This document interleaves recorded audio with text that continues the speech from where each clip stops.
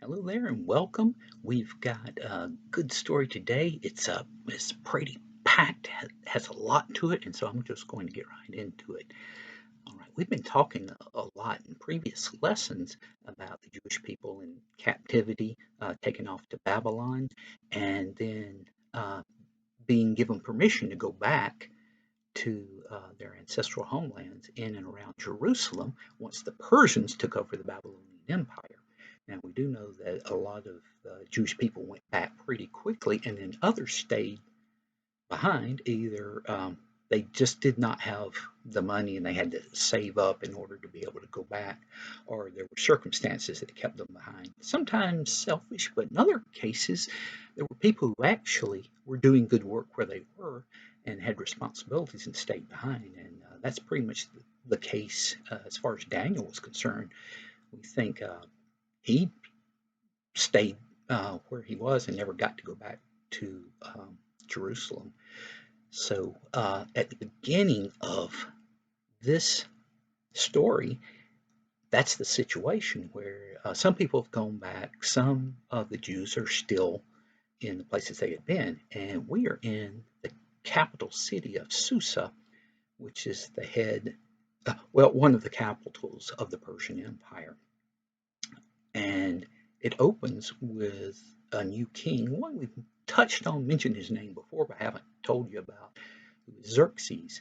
Now, Xerxes has been having a big demonstration of his wealth and his power by allowing people to come in and see everything that he's got, showing off his jewels, his riches, all of that sort of thing, and has been doing this for 6 months. So you can imagine that if he had started it around, say, Christmas time, then the first day of summer is about the time he wraps this up.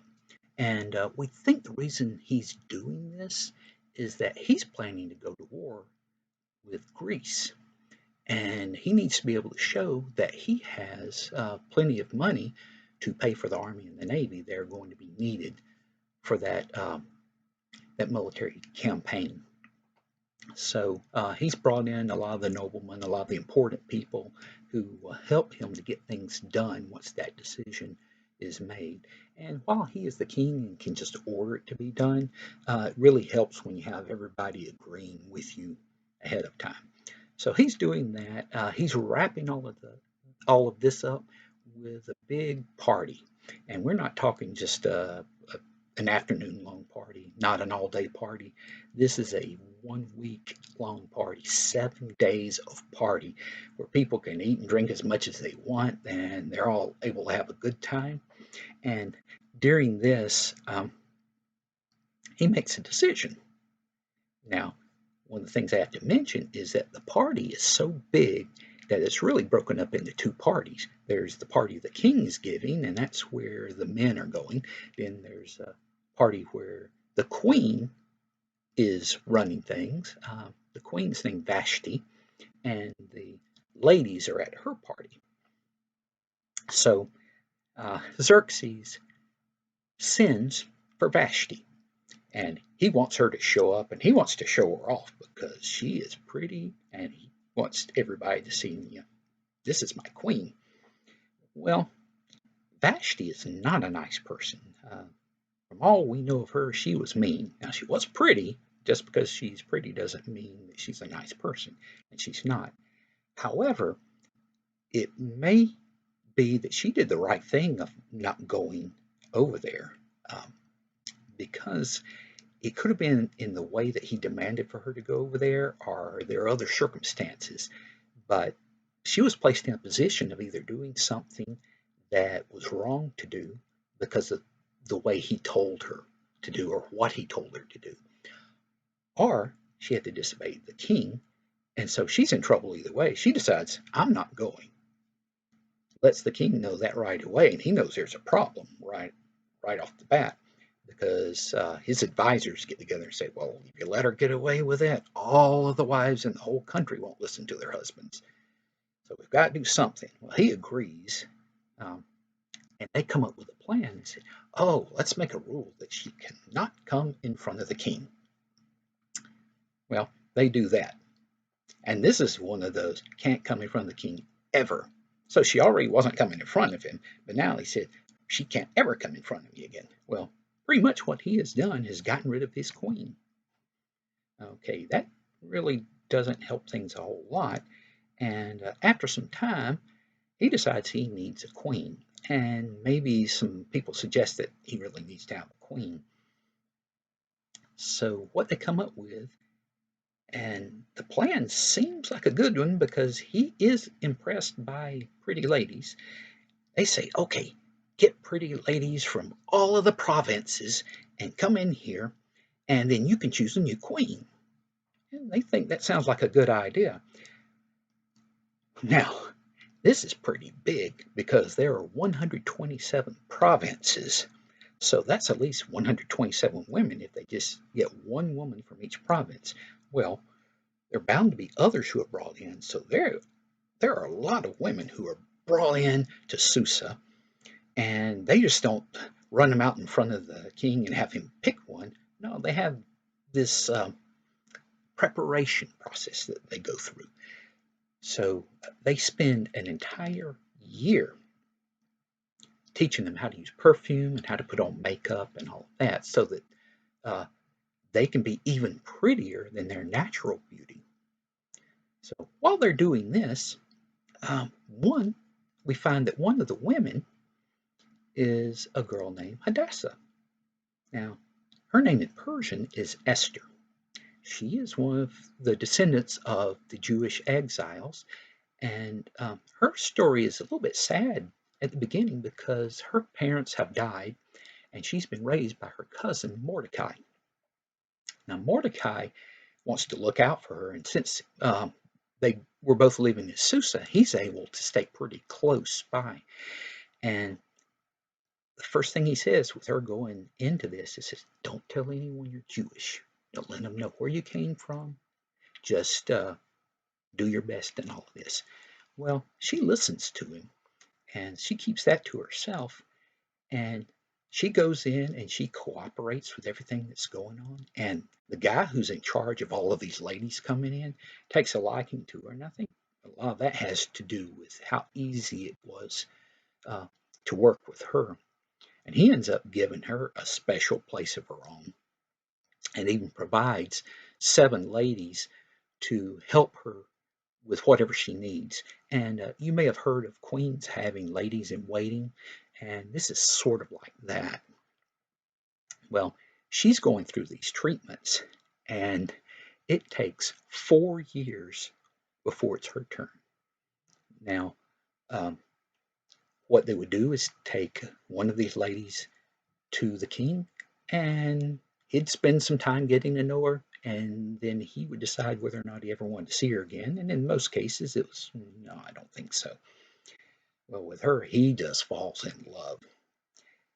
And of course, he's been waiting 4 years for all of this, but there's something special about Esther. He said, "This is the one. This is my queen." And he seems pretty happy with all of this. And she moves in, and everything is great. She's the queen. She hasn't told anyone about her background. Now, we find that Mordecai is hanging around the gate to the palace a whole lot, and it's thought that it's possible because she was made queen and he's a relative, then they may have given him some kind of job to be around there. In any event, uh, while he's there one day, he hears a couple of the guards talking about the king. Well, what he hears them saying is that they are planning on killing the king.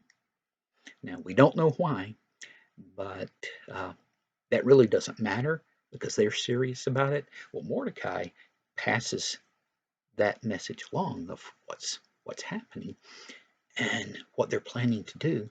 And some people check in on it and they find out he's telling the truth. Now, it makes perfectly good sense that they didn't just listen to what he had to say, but they checked on it.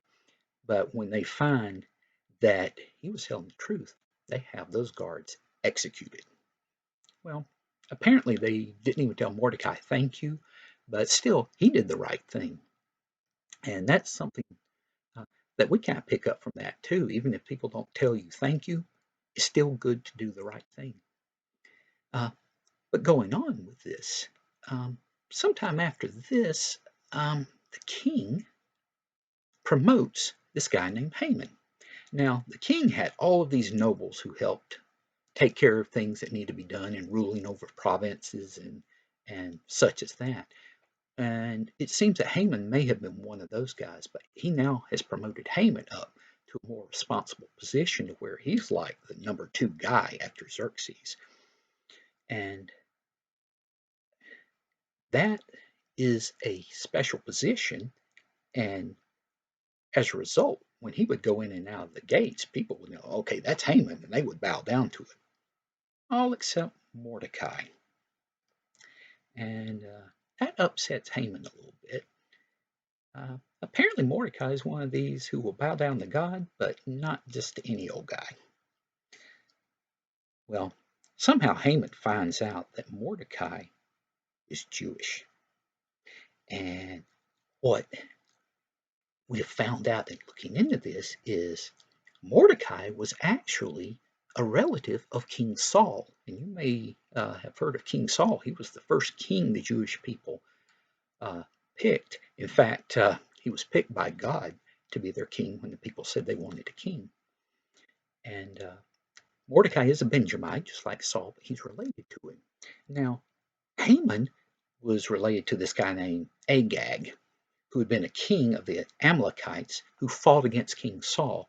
King Saul beat Agag, and then Samuel, who was still helping out back then, was a prophet of God and an Israelite, killed Agag. So apparently, this story has gone down through Haman's family, and he knows that the Jews are responsible for his relative, the king, being killed. And he's not just angry at the ones who did it, he's angry at all of the Jewish people. He wants all of them killed. So he comes up with a plan. And he goes to the king and says, there's a group of people around here who don't follow your rules, and they are a lot of trouble. And it would be a good idea if you would have them all killed. And I'll tell you what, Xerxes, I will even throw in a ton of silver that I've got. I don't remember the exact weight, but it's probably close to an actual ton of silver. He said, I'll throw in all this silver to help pay for this. And Xerxes says, no, you don't worry about all of this. Just here's what I'll do. And he takes off his signet ring, gives it to Haman, and says, you take care of things how you think it should be done. Now, the signet ring is a special device the king had. So if there was a document made and the king approved of it, he would put ink or some kind of marking agent on there and then press it down on the paper or press it down on whatever it was they were sending along. And there was only one ring like that. If they saw that, they knew, the king has said this is good to do and we can do it. And so they would do that. All right, so now the king has just allowed Haman to set up a plan to kill all the Jews. And not just the ones right in the area of Susa, the whole kingdom, which would include all of those who have gone back to Jerusalem. So it's not looking good right now.